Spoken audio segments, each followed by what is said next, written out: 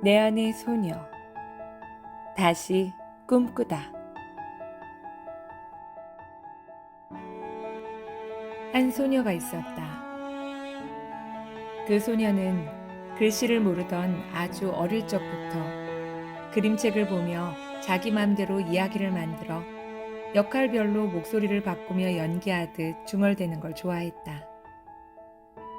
국민학교 국어 시간에는 돌아가며 소리내어 책 읽는 시간이 많았고, 그럴 때마다 소녀는 번쩍 손을 들어 큰 소리로 즐기며 책을 읽었는데, 쉬는 시간이면 반 친구들이 책을 참 재미있게 읽는다고 좋아하며 다가오곤 했다. 교회 주일학교에서는 성탄 축제 때마다 성극에 참여했고, 어린이 성가대원으로도 열심이었다. 소녀는 가정 형편이 녹록지 않아 그 당시 흔한 주산학원, 피아노 학원, 웅변학원도 못 다녀봤고, 조용히 청소년기를 보내면서 마음속엔 연극이나 뮤지컬 배우, 성우가 되는 꿈이 있었으나 연기학원은 당연하고 사립대학에도 진학할 처지가 안 되었기에 그 꿈은 저 멀리 던져버릴 수밖에 없었다. 망설이고 망설이다 살며시 부모님께 언급했다가 바로 깨갱한 적이 있다. 이 소녀는 결국 국립대학에 취업이 괜찮고 밥벌이가 나쁘지 않을 어린 시절 꿈꿔온 분야와는 전혀 다른 영어 영문학과를 선택해 진학하게 되었다.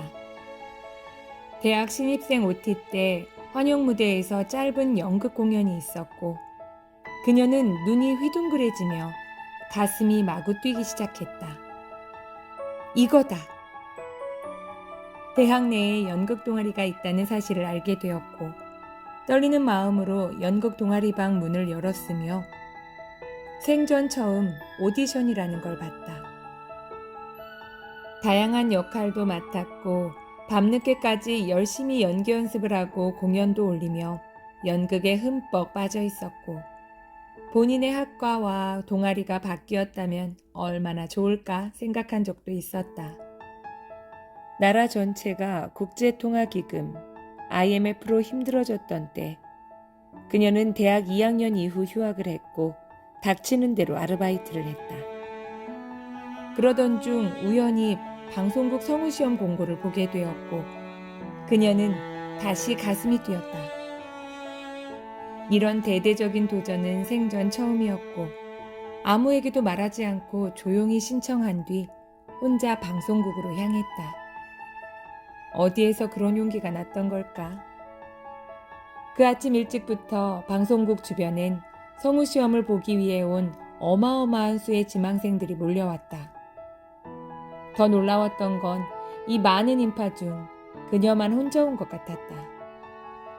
다들 성우학원, 성우동호회 등에서 무리지어 온 듯했고, 손에 무슨 대본들을 들고 연기를 하고 서로 맞춰주는 등 매우 시끄럽고 바쁘게 연습을 하고 있었다.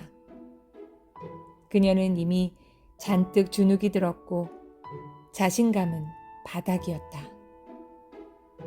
이 와중에 오디션 순번이 매우 앞번호였고, 그 많은 사람들 중 운도 없이 가장 첫 팀으로 들어가게 되었다. 심각하게 긴장이 되어 관계자가 즉석 대본을 줬으나 눈에 들어오지 않았고, 필름이 끊겨버린 듯 심사위원들 앞에 서 있게 된 그녀는 본인의 참가 번호와 이름도 제대로 말 못하고 서 있는 두 다리도 대본을 든 손도 입술도 혀도 미친 듯 떨기만 하다가 나왔다. 사실 문 밖을 네 발로 나왔는지 분신술을 썼는지 누가 업고 나왔는지 아무 기억이 없다. 어쩌면 기억하고 싶지 않아 기억장치에서 삭제한 것일 수도. 그 일로 인해 성우의 꿈은 완전히 단념하게 되었다. 복학 후 그녀는 조용히 대학 생활을 마치고 졸업을 했고, 아르바이트 때 잠깐 일했던 어학원에 강사로 취직을 한다. 학원에서 중고등학생들을 가르치고 대학 내 평생교육원에서 성인들을 가르치며 계속 돈을 벌고 커리어를 쌓아가다가 결혼을 하고 아이를 출산하게 되었다. 아이가 있으니 예전처럼 새벽 시간이나 밤 시간엔 일을 할 수가 없었고 생계를 위해 돈을 안 벌 수도 없어 끙끙대던 차 유치원 파견 강사 일을 발견하고 첫 발을 내딛게 되었다. 그동안 가르쳤던 학생들의 연령대가 높다 보니 한 반에 20, 30명씩 되고 말 잘 안 통하는 꼬꼬마 아이들을 집중시키며 영어를 가르치는 게 여간 어려운 일이 아니었다. 그러던 어느 날 영어 동화책을 역할에 따라 목소리를 바꾸며 성우처럼 읽어주니 시끄럽던 아이들이 순식간에 조용해졌고 눈빛이 반짝였다. 그녀는 희열을 느끼며 더 재미있게, 더 실감나게 읽어주게 되었다. 그러면서 그 옛날 저 멀리 던져버렸다고 생각한 연기의 꿈을 다시 집어들게 되었고 꼬꼬마들과 수업을 하고 그들의 반응을 보며 대리만족을 하고 있었다. 밤마다 엄마의 배드 스토리텔링에 스르르 잠이 드는 게 아니라 눈이 똘망똘망해서는 한 권 더를 외치던 그녀의 아이들이 성장을 했고 그녀는 영어 공부방 원장으로 초등 아이들과 즐겁게 수업하고 있다. 나의 이야기다. 어떻게 하다 보니 나의 꼬마 시절부터 현재의 이야기까지 장황하게 늘어놓게 되었다. 코로나로 온 나라가, 아니 온 세상이 두려움과 우울함으로 가득하고 서글프고 외롭던 시절. SNS, 줌, 오픈 채팅 단톡방 등의 붐이 일고 있었다. 2021년 초, 별 의미 없이 휴대폰으로 이것저것 둘러보며 시간을 보내고 있다가 갑자기 내 눈에 확 들어온 두 가지의 5글자. 북내레이터와 서혜정 성우. 그 단어에 나의 심장은 또다시 요동을 쳤다. 그 유명한 서혜정 성우님의 무료 줌 세미나가 있다고 하여 반갑고 궁금한 마음으로 신청해서 들어갔는데 수업 듣는 내내 모든 게 그저 신기하고 설레고 재미있었다. 오랜만에 느껴보는 감정. 젊은 시절 나름 맑고 낭랑했던 내 목소리는 20년을 넘게 시끌벅적한 꼬마들과 수업을 하며 직업병으로 인해 성대 결절이 와서 톤이 낮아지고 갈라지고 예전에 비해 많이 둔탁해진 상태였다. 이런 목소리로는 낭독을 잘 할 수 없을 것 같아 속상했지만 성우님은 오디오북을 듣는 청자는 맑고 예쁜 목소리만 좋아하는 게 아니라고, 그리고 목소리가 중요한 게 아니라 저자의 글을 자연스럽게 말하듯이 전달하는 게 중요하다고 하셨다. 그 말에 용기를 낼 수 있게 되었다.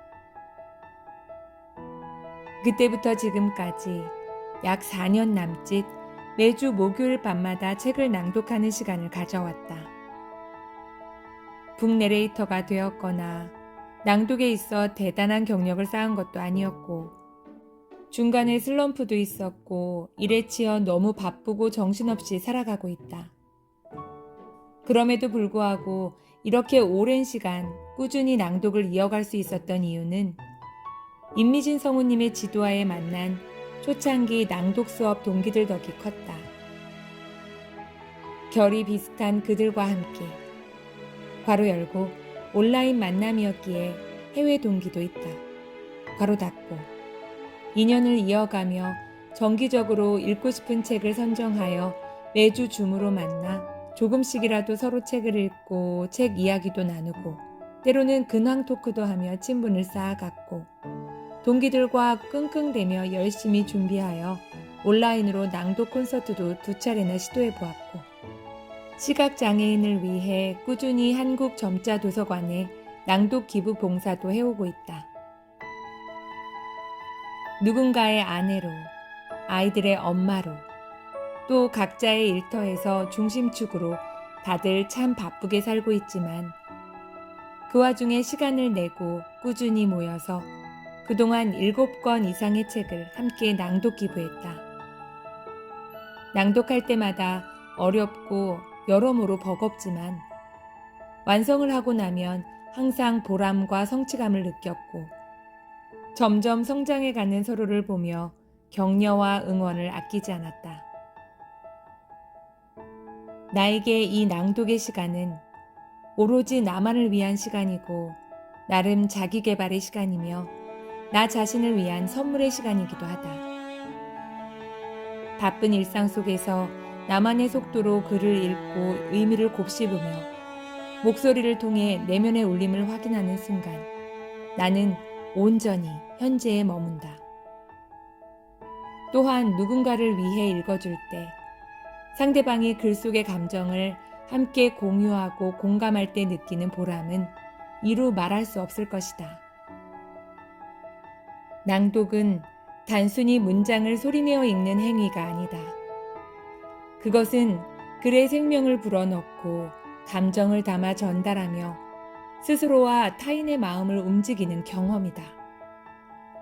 많은 이들이 이런 값진 경험을 하길 바라고 앞으로 더더욱 필요한 시간이라고 생각한다. 그 꿈 많던 소녀. 특히 성우나 연기에 관심이 많았던 그 소녀는 그 꿈을 고이 접어두고 전혀 다른 일을 하며 살아왔고 현재는 신경 쓸 것 많은 청소년기 아들 둘 키우랴 1인 원장으로 공부방을 운영하랴 눈코 뜰 새 없이 바쁘게 살고 있는 워킹맘이 되었다. 거의 반백살, 50대를 바라보는 나이가 되어 오래전에 접어두었던 나의 꿈 하나가 꿈틀대기 시작했고 내 안의 소녀가 다시 꿈을 꾼다. 언젠가 북내레이터로 내 이름이 어디서든 보이고 내 목소리가 어디서든 들리는 날이 오기를. 내가 읽어주는 책을 많은 이들이 편안하게 듣고 공감하기를. 그들에게 그 시간이 힐링이고 안식처가 되기를 바라고 꿈꿔본다.